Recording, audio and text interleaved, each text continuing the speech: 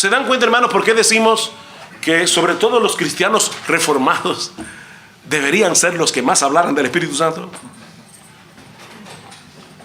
¿Cómo es que la muerte de Cristo en la cruz iba a producir tanto fruto?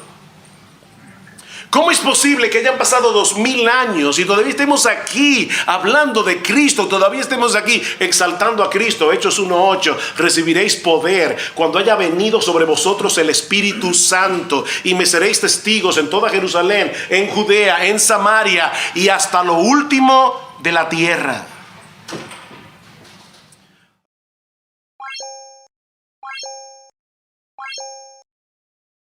Yo no creo que sea un secreto para ustedes que en el mundo evangélico en general se tiene la percepción de que los reformados no suelen darle importancia o la importancia debida a la doctrina del Espíritu Santo, ni promueven de hecho la dependencia en el Espíritu Santo.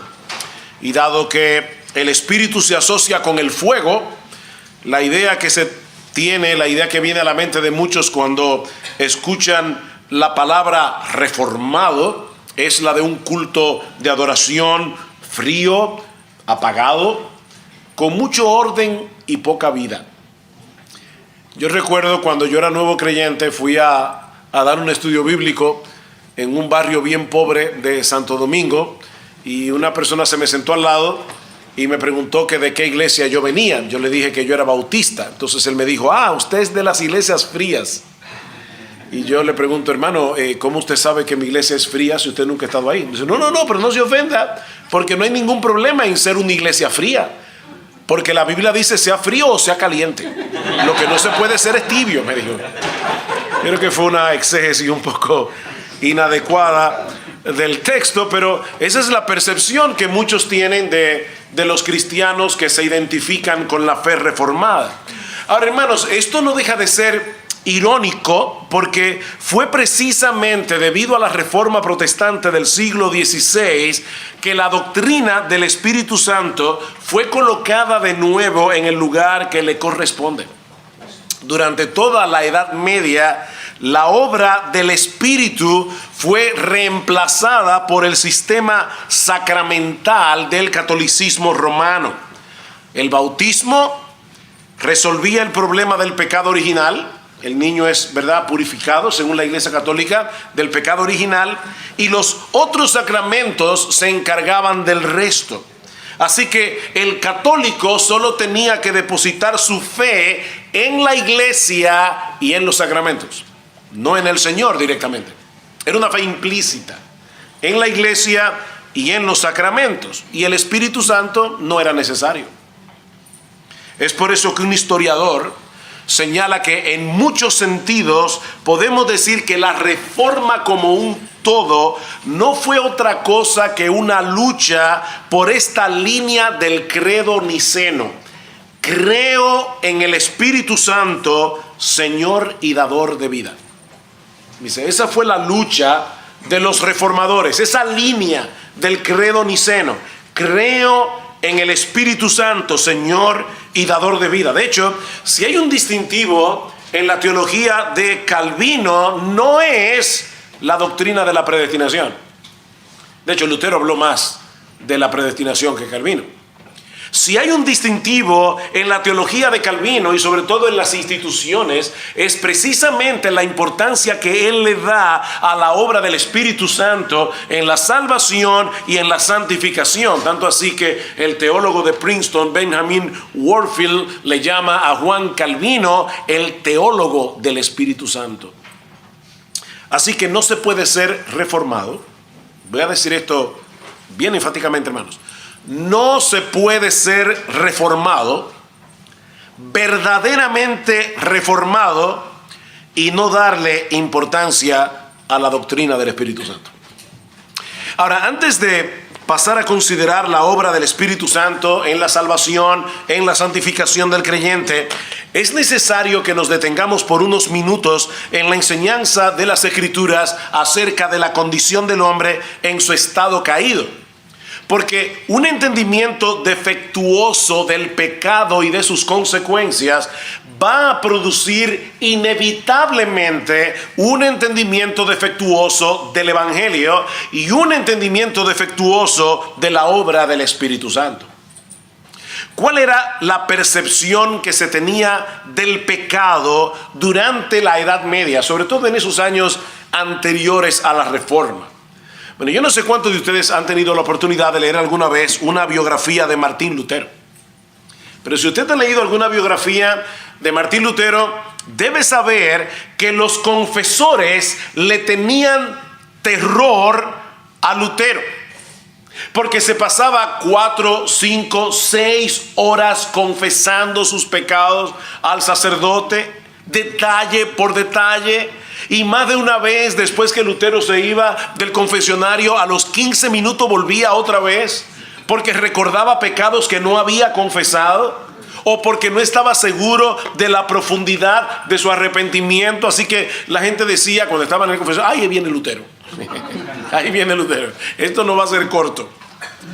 De manera, hermanos, que Lutero no tenía una perspectiva ligera y superficial del pecado. Sin embargo, como bien señala Michael Reeves, aunque él conocía el hecho de que el pecado era un problema severo, al mismo tiempo no tenía una idea clara de cuán profundo era el problema.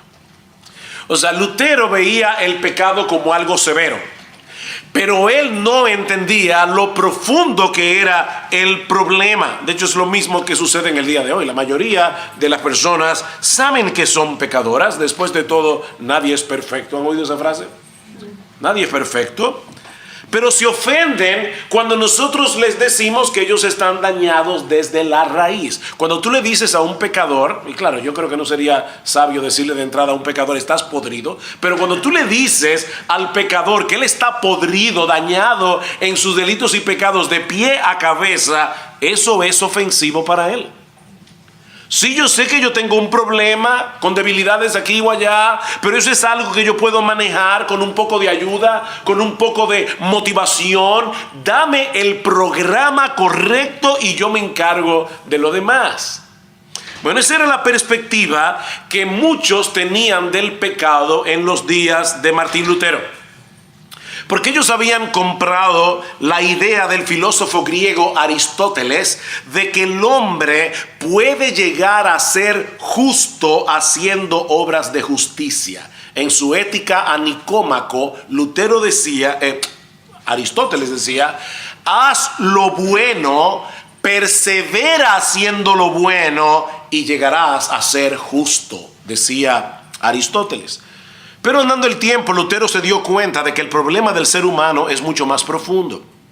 Porque el pecado ha dañado nuestra personalidad desde su misma raíz y se requiere de una solución radical para solucionar ese problema. En la tesis número 25 de las Disputaciones de Heidelberg, un documento que Lutero escribió en abril del año 1518, es decir, 6 meses después de las 95 tesis, Lutero dice: no es justo el que mucho obra, sino aquel que sin obrar cree grandemente.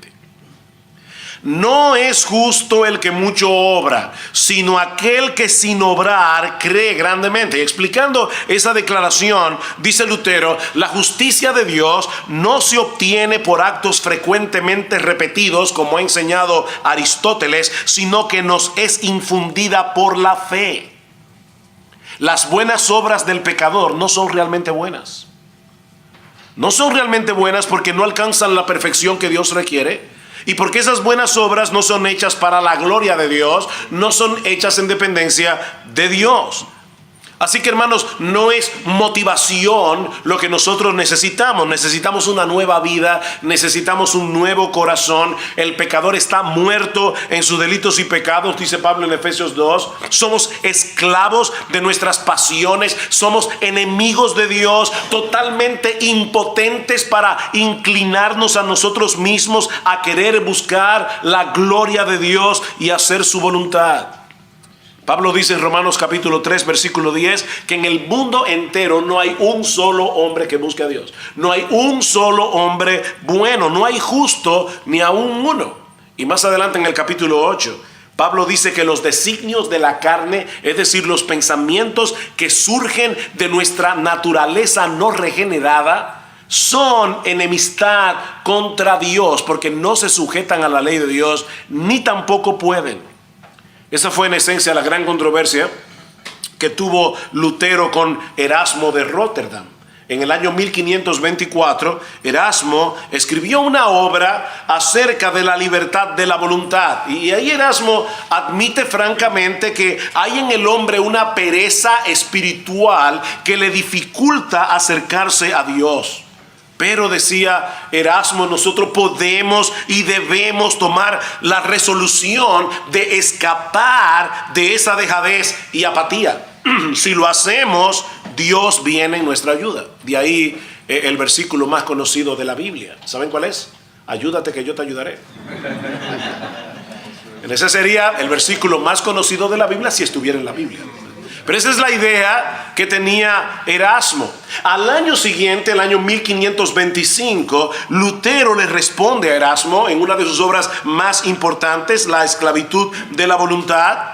Y básicamente lo que Lutero argumenta allí es que aunque el hombre escoge, lo que desea hacer, su voluntad está tan dañada por causa del pecado que es imposible que él escoja lo que debe escoger.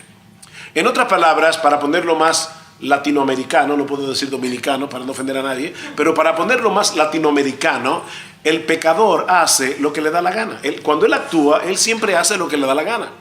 Pero lo que le da la gana siempre es pecar. Ese es el problema.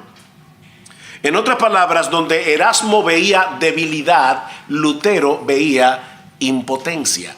Nuestro corazón se inclina hacia lo que ama. Y en su estado natural, no regenerado, no podemos amar a Dios. Juan capítulo 3, versículo 19. Esta es la condenación, que la luz vino al mundo y los hombres amaron más las tinieblas que la luz porque sus obras eran malas. Y más adelante en Juan capítulo 6, versículo 44, dice el Señor, ninguno puede venir a mí si no le fuere dado del Padre. Ninguno puede venir a mí. El problema es que el pecado nos ha dañado tan profundamente. El pecado ha distorsionado tanto nuestra percepción de la realidad que nosotros no podemos darnos cuenta de lo pecaminosos que somos. Estamos tan dañados que no podemos saber que estamos tan dañados. No podemos percibir en su justa dimensión la pecaminosidad del pecado. Y por esa misma razón no podemos apreciar lo que Dios nos ofrece en Cristo de pura gracia, a menos que Dios abra nuestros ojos por el poder del Espíritu Santo a través de la predicación del Evangelio. Y aquí es donde el Espíritu Santo entra en juego. La salvación, mis hermanos, no es un esfuerzo conjunto entre Dios y el pecador. La salvación es un rescate divino en el que Dios toma la iniciativa para darle vida a un muerto por el poder de su Espíritu, Señor y dador de vida, como dice el credo niceno. A veces yo he oído a personas que dicen, Dios es un caballero. Entonces Dios viene, toca la puerta del pecador, lo invita a venir, pero Él es tan caballeroso que Él espera que el pecador tome la decisión. No, mis hermanos, cuando Dios actúa para la salvación, Él no actúa como un caballero, Él actúa como un equipo SWAT. Él entra a la ciudadela del diablo, donde nosotros estamos cautivos por gusto, y nos rescata de allí. Martín Lutero escribió muy atinadamente en su Catecismo Menor, y alguien va a decir, ¿por qué estás citando tanto a Lutero, Calvino? Bueno, porque son los 500 años de la Reforma. Alguna vez tenemos que celebrarlo, ¿verdad? Pero dice Martín Lutero en su Catecismo Menor, dice: creo que ni por mi propia razón, ni por mis propias fuerzas soy capaz de creer en Jesucristo mi Señor o venir a Él, sino que el Espíritu Santo me ha llamado mediante el Evangelio, me ha iluminado con sus dones y me ha santificado y conservado en la verdadera fe. Ahora, nosotros no creemos en esto porque lo diga Lutero, o porque lo diga Calvino, o cualquiera de los reformadores. Nosotros creemos eso porque esa es la clara enseñanza de la Biblia, tanto en el Antiguo Testamento como en el Nuevo Testamento. Mis hermanos, a menos que el Espíritu Santo nos imparta nueva vida, nuevos deseos, nuevas inclinaciones, jamás decidiríamos venir a Cristo en arrepentimiento y fe. Dice en Ezequiel capítulo 36, versículo 25: esparciré sobre vosotros agua limpia y seréis limpiados de todas vuestras inmundicias y de todos vuestros ídolos os limpiaré, os daré corazón nuevo, pondré espíritu nuevo dentro de vosotros, quitaré de vosotros de vuestra carne el corazón de piedra y os daré un corazón de carne, y pondré dentro de vosotros mi espíritu y haré que andéis en mis estatutos y guardéis mis preceptos y los pongáis por obra. Muy probablemente era este texto que el Señor Jesucristo tenía en mente cuando le dijo a Nicodemo: Nicodemo, de cierto te digo que el que no naciere del agua y del espíritu no puede entrar en el reino de Dios. Del agua y del espíritu. Lo que es nacido de la carne, carne es. ¿Qué significa eso? Dos padres de naturaleza pecaminosa engendran un hijo con naturaleza pecaminosa. Nosotros vemos nuestros niños acabados de nacer, se ven como ángeles, pero son impíos. Naturaleza pecaminosa engendra naturaleza pecaminosa. Lo que es nacido de la carne, carne es. Lo que es nacido del espíritu, espíritu es. No te maravilles de que te dije: os es necesario nacer de nuevo. El viento sopla de donde quiere y oye su sonido, mas ni sabe de dónde viene ni a dónde va. Así es todo aquel que es nacido del espíritu. Así que no es un mero cambio de fachada lo que necesita el pecador.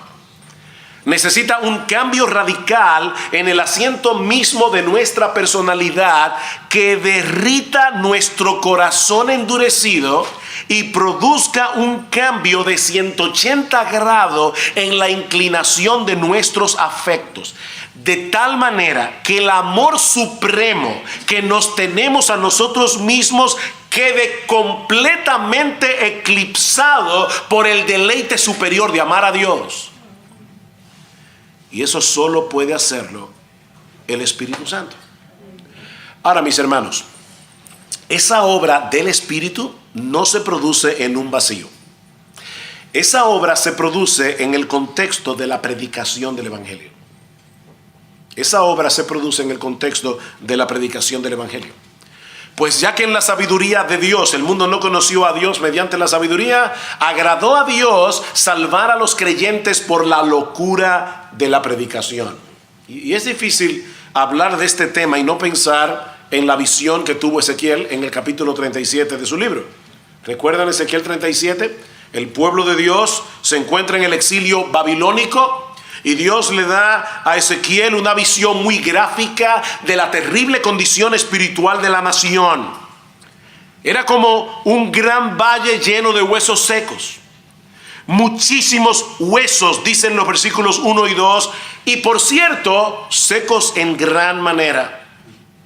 Pero entonces Dios pone a prueba la fe del profeta y le pregunta: hijo de hombre, ¿vivirán estos huesos? Bueno, humanamente hablando, solo había una respuesta: por supuesto que no. Eso es imposible. Pero Ezequiel conocía a Dios y lo que Dios era capaz de hacer. Así que le responde con toda humildad: Señor Jehová, tú lo sabes. No hay manera de que esos huesos vuelvan a la vida, pero no hay nada que sea imposible para ti. Aquí viene la parte más extraña de este pasaje. Me dijo entonces: profetiza sobre estos huesos y diles. ¿Ustedes se imaginan a un predicador en un valle lleno de huesos? Se predica la palabra. diles, huesos secos, oíd palabra de Jehová. Esto es una locura total. Dios le ordena a Ezequiel que le predique a un montón de huesos. Eso no parece tener sentido, pero Ezequiel obedece. Y al hablar la palabra de Dios, se desata un poder vivificante, de tal manera que de repente en el valle se escucha un ruido atronador, cuando todos esos huesos comienzan a moverse y cada hueso a buscar su contraparte hasta formar el esqueleto. Luego vienen y suben los tendones, los músculos, la carne y la piel. Pero todavía era un montón de cadáveres parados allí, pero sin vida. Así que Dios le dice: ahora, Ezequiel, profetízale al Espíritu. Espíritu, ven desde los cuatro vientos y sopla sobre estos cadáveres. Y dice que entró en ellos espíritu y vivieron y estuvieron sobre sus pies un ejército grande en extremo. Lo mismo que sucedió en el huerto del Edén, cuando Dios sopló de su espíritu en Adán. Estos huesos volvieron a la vida. Mis hermanos, todo eso sucedió mientras un siervo del Señor proclamaba su palabra. El Espíritu Santo actúa en conjunción con la proclamación de la palabra de Dios. Y hay un pasaje en el Nuevo Testamento que nos explica con más detalle qué es lo que ocurre detrás de la escena en el corazón del pecador cuando la palabra es predicada en el poder de su Espíritu. Yo les pido que vayan conmigo a 2 Corintios capítulo 4.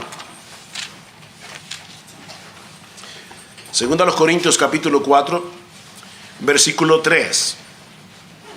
Por un lado vemos aquí cuál es la condición del pecador. Dice Pablo: si nuestro evangelio está encubierto, entre los que se pierden está encubierto, en los cuales el Dios de este siglo cegó el entendimiento de los incrédulos, para que no les resplandezca la luz del evangelio de la gloria de Cristo, el cual es la imagen de Dios. Este es un texto en el que pudiéramos pasar muchas horas, pero básicamente lo que Pablo está diciendo es esto: el incrédulo está completamente ciego al resplandor de la gloria de Cristo, de la luz de la gloria de Cristo. Y el diablo hace todo lo que esté a su alcance para que el incrédulo permanezca en esa condición. O sea, la gloria de Dios brilla en todo su esplendor en la faz de Jesucristo, tal cual es revelado en el Evangelio. ¿Ustedes recuerdan cuando Moisés le pidió a Dios en Éxodo 33 que le mostrara su gloria? ¿Y qué hace Dios? Dice: yo quiero ver tu gloria. Él había visto la columna de nube y de fuego, pero dice: no, yo no quiero ver eso, yo quiero ver tu gloria. Y Dios le dice: está bien, Moisés, yo te voy a dar una revelación más plena de mi carácter, y de esa forma tú vas a ver mi gloria. Y dice que Dios pone a Moisés en una hendidura y pasa proclamando el nombre del Señor. Jehová, Jehová, fuerte, misericordioso y piadoso, tardo para la ira y grande en misericordia y verdad, que guarda misericordia a millares, que perdona la iniquidad, la rebelión y el pecado, y que de ningún modo tendrá por inocente al culpable o al malvado. Me hubiera gustado estar ahí cuando Moisés oyó eso, porque Moisés tiene que haber tenido una cara de signo de interrogación. Especulo yo, ¿verdad? Porque ¿cómo es posible que Dios declare de sí mismo en el mismo versículo que Él es abundante en misericordia, que Él perdona la iniquidad, la transgresión y el pecado, pero que Él no tendrá por inocente al culpable? Entonces, por fin, ¿cómo pueden combinarse en una misma declaración la justicia perfecta de Dios con su perdón y su misericordia? Ahora, no olviden que todo esto es Dios mostrándole su gloria a Moisés. Yo quiero ver tu gloria. Está bien, Moisés, déjame mostrarte mi gloria. Por fin, ¿Dios es bueno y perdonador o Él no tiene por inocente al culpable? Sí, las dos cosas. Ahora, no parece posible que se den las dos cosas al mismo tiempo. La respuesta a este dilema es el rayo más potente de la gloria de Dios.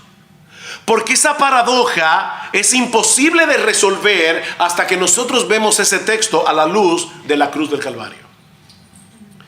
Es en la cruz de Cristo donde se encuentran la justicia y la misericordia de Dios.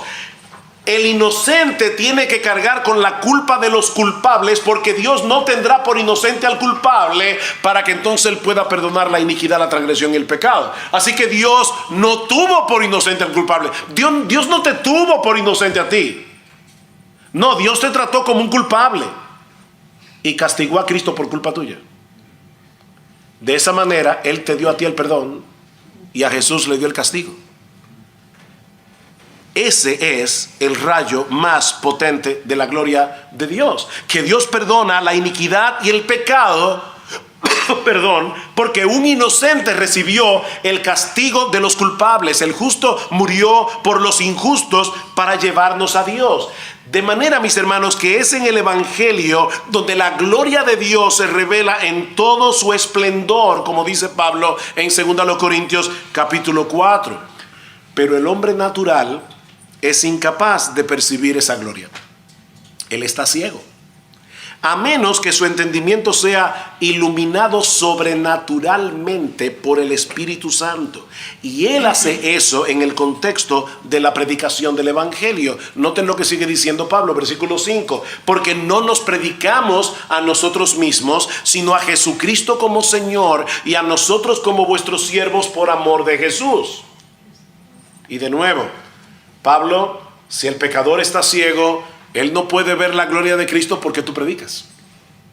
Bueno, la razón por la que yo predico es porque Dios, que mandó que de las tinieblas resplandeciese la luz, en el contexto de la predicación, es el que resplandeció en nuestros corazones para iluminación del conocimiento de la gloria de Dios en la faz de Jesucristo. Hermanos, cuando el Evangelio está siendo proclamado y Cristo es presentado como ese inocente, el Hijo de Dios hecho hombre, que muere en una cruz por nuestros pecados, cuando eso está siendo presentado al pecador, el Espíritu Santo viene sobre los pecadores elegidos y les dice: sea la luz. Y de repente ellos pueden ver lo que nunca habían visto, que nuestro Señor Jesucristo posee una gloria que lo hace el ser más atractivo de todo el universo.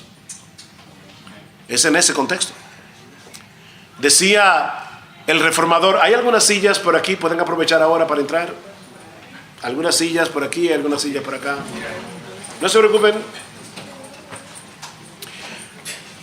Los ositos. Decía el reformador Guillermo Tyndale. Escuchen esto, hermanos. Voy a esperar que los hermanos entren, no se preocupen.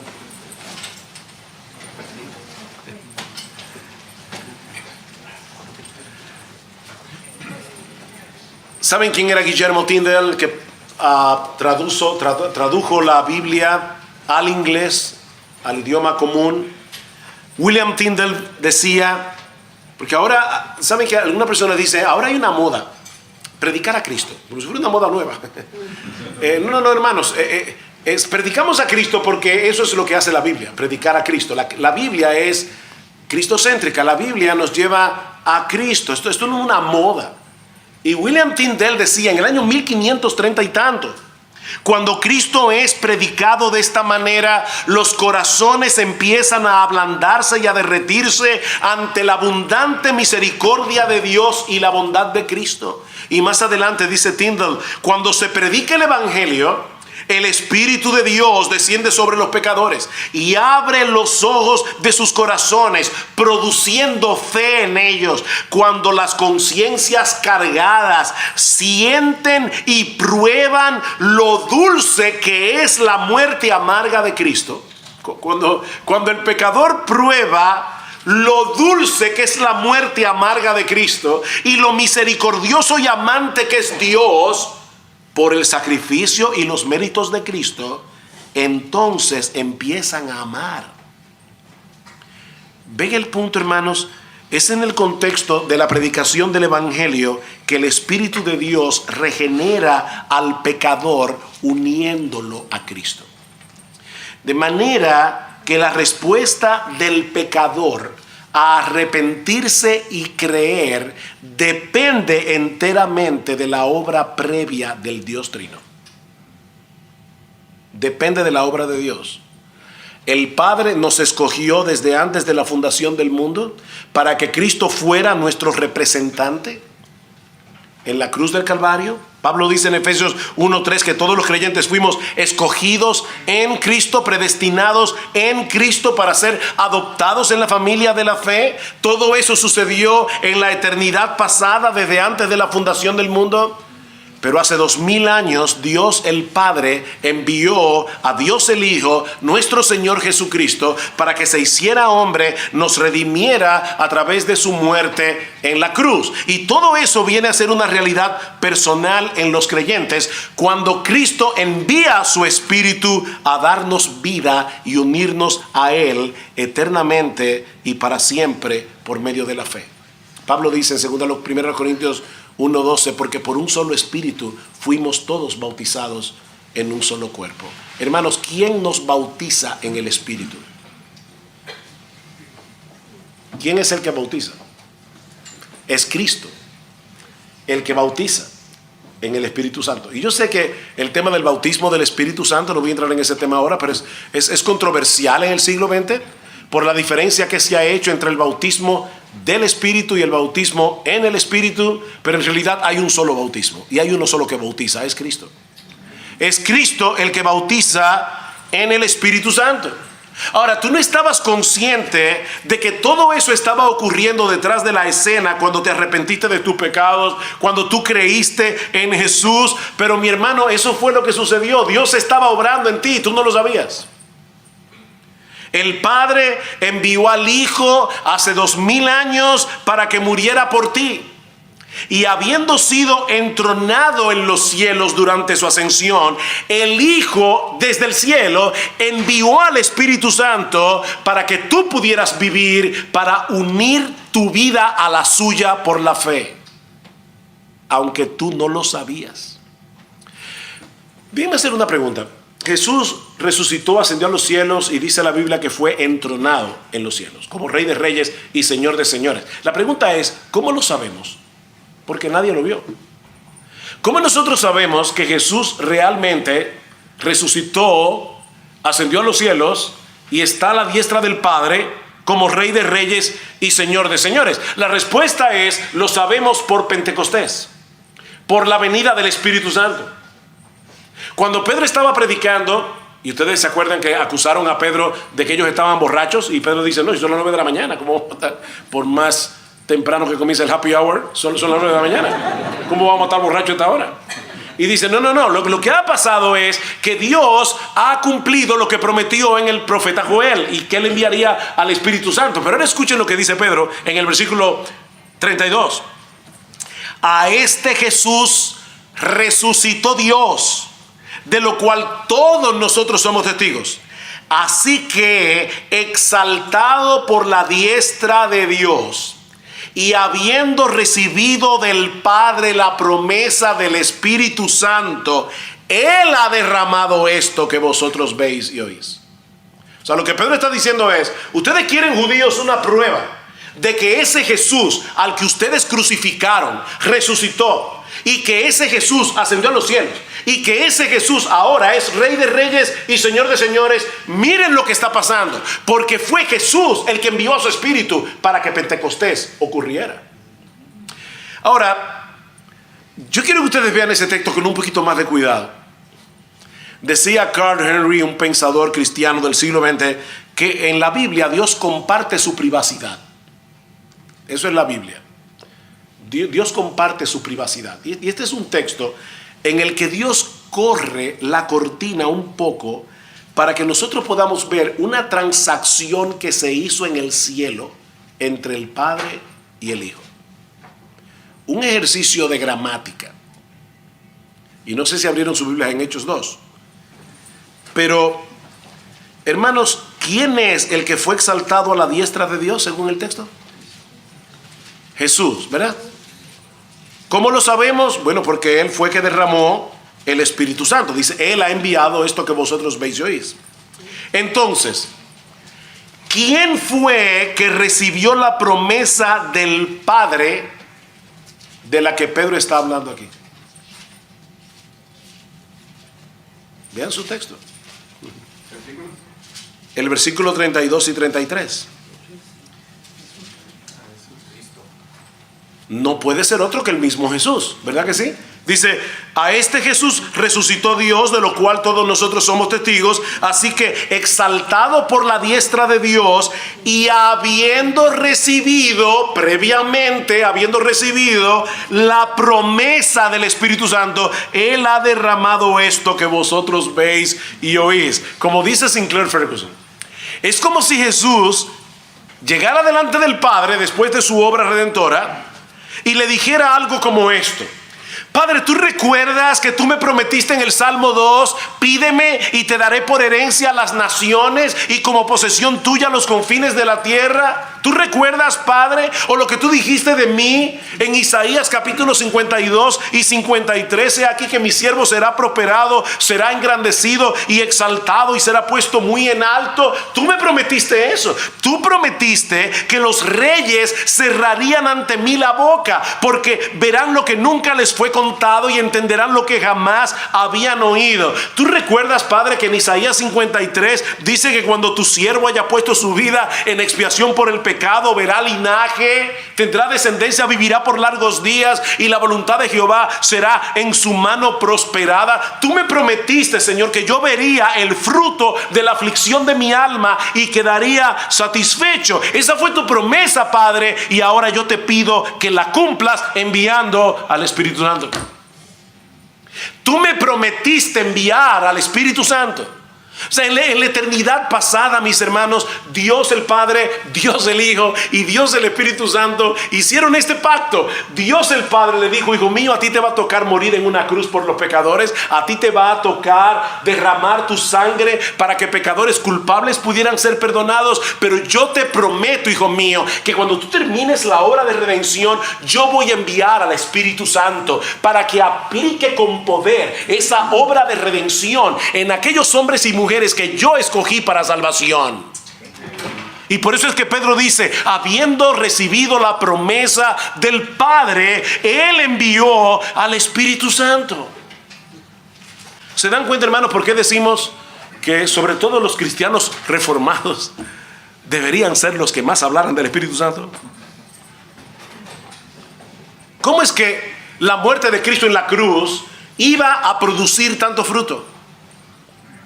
¿Cómo es posible que hayan pasado 2000 años y todavía estemos aquí hablando de Cristo? Todavía estemos aquí exaltando a Cristo. Hechos 1:8: recibiréis poder cuando haya venido sobre vosotros el Espíritu Santo y me seréis testigos en toda Jerusalén, en Judea, en Samaria y hasta lo último de la tierra. Ahora, yo no sé, hermanos, si ustedes han podido captar o si yo he podido ayudarlos a captar lo sorprendente que es todo esto de la salvación. Porque hay algunas personas que piensan que un predicador se para en el púlpito, dice unas cuantas historias, manipula las emociones de la gente, luego es un llamado, la gente hace una decisión y se convierten. Así que todo depende de la habilidad que tenga el predicador para convencer y de la bondad que tenga el oyente de arrepentirse. Pero lo que estamos diciendo aquí, mis hermanos, es que la salvación es un milagro. Es un milagro de principio a fin. Un milagro que solamente puede producirlo el Espíritu Santo. Es el Espíritu el que da vida. Es el Espíritu el que da convicción de pecado al pecador. Es el Espíritu el que regenera para que podamos creer. Ahora, es por eso, mis hermanos, que ningún verdadero creyente se puede perder. Eso es imposible. Eso es imposible. El Padre nos escogió en el Hijo. El Hijo pagó nuestra deuda con la justicia del Padre. Y luego el Espíritu Santo nos dio vida para unirnos eternamente en el Hijo por medio de la fe. Es por la fe que nos aferramos a Cristo. Pero ¿no es verdad que a veces nuestra fe flaquea? ¿No es verdad que a veces tenemos mucha fe, a veces tenemos poca fe? A veces nos levantamos que somos capaces de creer cualquier cosa del Señor y en otros momentos dudamos de todo.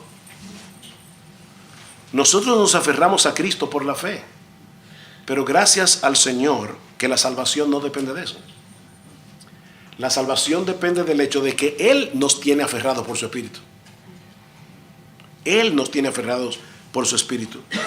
Así que no hay manera de que alguien pueda separarnos de Él. Decía Thomas Boston, un teólogo escocés: si solo fuera el niño quien se sujetara a la nodriza, él pudiera cansarse después de un tiempo, soltarse y caerse. Pero si ella tiene sus brazos alrededor del niño, él no corre ese peligro.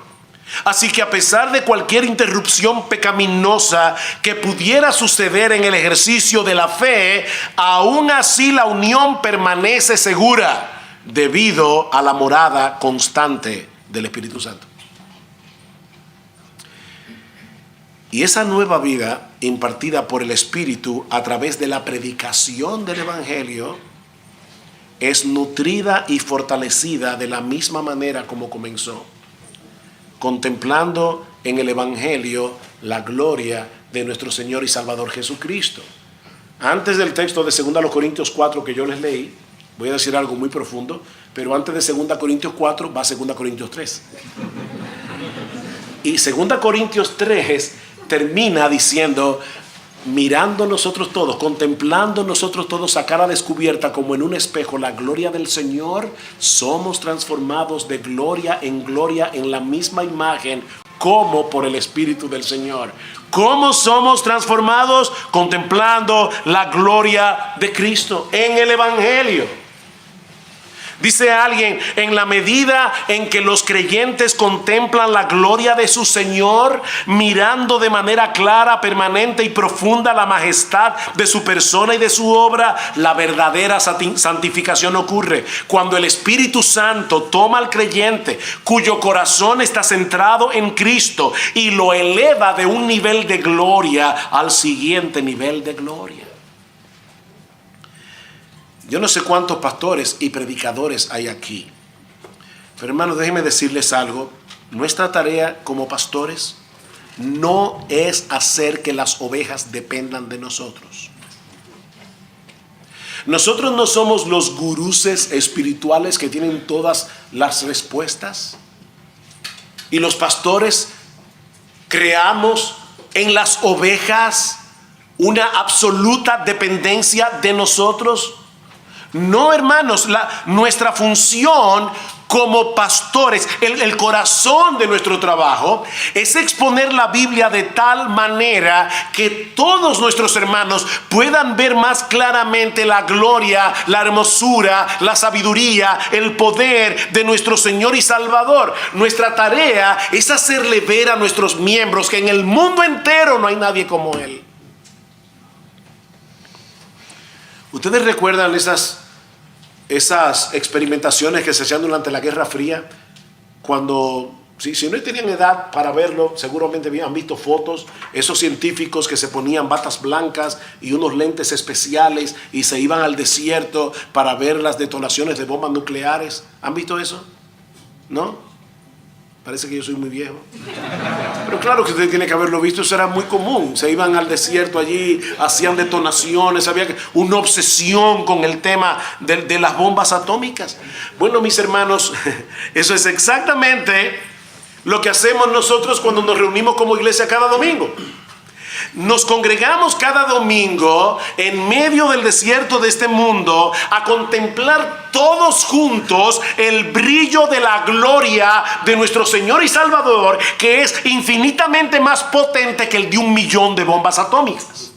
Así que mientras cantamos la palabra, ¿escucharon eso? Mientras cantamos la palabra, no es simplemente buscar coritos entretenidos que nos mantengan allí kumbaya, kumbaya. No, estamos hablando de cantar el evangelio, cantar teología en nuestros cultos, mientras la palabra de Dios es cantada, mientras la palabra de Dios es orada cuando oramos al Señor, mientras la palabra de Dios es predicada, y todos juntos podemos contemplar cuán hermoso es nuestro Señor Jesucristo. Es así como los creyentes crecen en santidad. No es predicando legalismo, hermanos. Las iglesias latinoamericanas están llenas de púlpitos donde cada domingo lo que hacen es moralizar a los miembros y crearles un complejo de culpa. Tienen que hacer, y tienen que evangelizar, y tienen que ofrendar, sobre todo eso, y tienen que hacer no sé cuántas cosas más, y no les predican a Cristo. Claro que nosotros debemos predicar los imperativos de la Biblia, están en la Biblia, pero como una consecuencia de lo que ya Cristo hizo por nosotros en la cruz del Calvario, en una salvación que es perfecta y completa. Es viendo la gloria de Cristo que somos transformados, no viendo la ley. Es viendo la gloria de Cristo. Amén. Nuestro Señor Jesucristo es infinitamente más glorioso de lo que nuestras mentes pueden concebir, de lo que nuestros labios pueden expresar. Él es eterno, Él es inmutable, todopoderoso, omnisciente, omnipresente, infinitamente sabio, santo, justo, bueno. Y a pesar de todo eso, Él no estimó el ser igual a Dios como cosa que aferrarse, sino que se despojó a sí mismo, tomando forma de siervo, hecho semejante a los hombres, para humillarse todavía más, muriendo por nosotros en la cruz. Y lo que Pablo está diciendo en todo este pasaje es que los creyentes somos transformados en la medida en que el Espíritu Santo abre los ojos de nuestro entendimiento a través de su palabra, para que podamos contemplar esas cualidades de nuestro bendito Señor y Salvador Jesucristo, que hacen de Él una persona incomparable.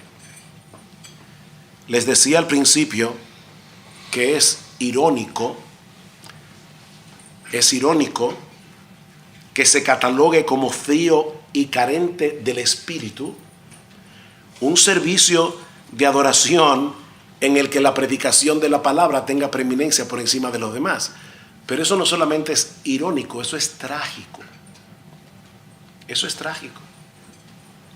Yo he oído personas que dicen, no, es una iglesia, se pasan 1 hora ahí estudiando la Biblia. Aquí somos encendidos. What? O sea que en el culto donde se predica la Biblia es donde son fríos. ¿Cómo es eso? Mis hermanos, es una tragedia, porque es en el contexto de la predicación de la palabra donde el Espíritu obra. La palabra es la espada del Espíritu. El pasaje que citó el hermano esta mañana en Gálatas capítulo 3 dice, ¿cómo fue que ustedes se salvaron? ¿Fue por la ley o fue por el oír con fe? ¿Cómo fue que el Espíritu obró en vosotros? ¿Recuerdan eso? ¿Cómo fue que el Espíritu obró en vosotros? ¿Fue por la ley o fue por el oír con fe el Evangelio de Cristo? Es en el contexto de la predicación que el Espíritu Santo obra para salvar a los pecadores, para transformar a los creyentes gradualmente a la imagen de nuestro Señor y Salvador Jesucristo. ¿Qué dice Cristo mismo hablando de la venida del Espíritu en Juan capítulo 16, versículo 14? Él me glorificará. Él me glorificará, porque tomará de lo mío y os lo hará saber. Mi hermano, ¿tú quieres ver al Espíritu Santo obrando con poder en tu iglesia? Regresa a la pureza del Evangelio que defendieron los reformadores, para que solo Dios reciba toda la gloria al proclamar que la salvación es solo por gracia, solo por Cristo, solo por medio de la fe. Oh, que el Señor continúe levantando más púlpitos en toda América Latina, que en vez de estar moralizando a sus oyentes cada domingo, o someterlos a una especie de terapia psicológica colectiva. Prediquen el Evangelio de la gloria de Cristo, en el poder del Espíritu Santo, Señor y dador de vida. Esa es la predicación que transforma. Dice Richard Sibbes, un puritano, y con esta cita concluyo: si queremos más del Espíritu, debemos estudiar el Evangelio de Cristo. Cuanto más aprendamos de Cristo, más recibiremos del Espíritu. Cuanto más se revelen las riquezas de Cristo en la iglesia, mayor será la presencia del Espíritu en ella.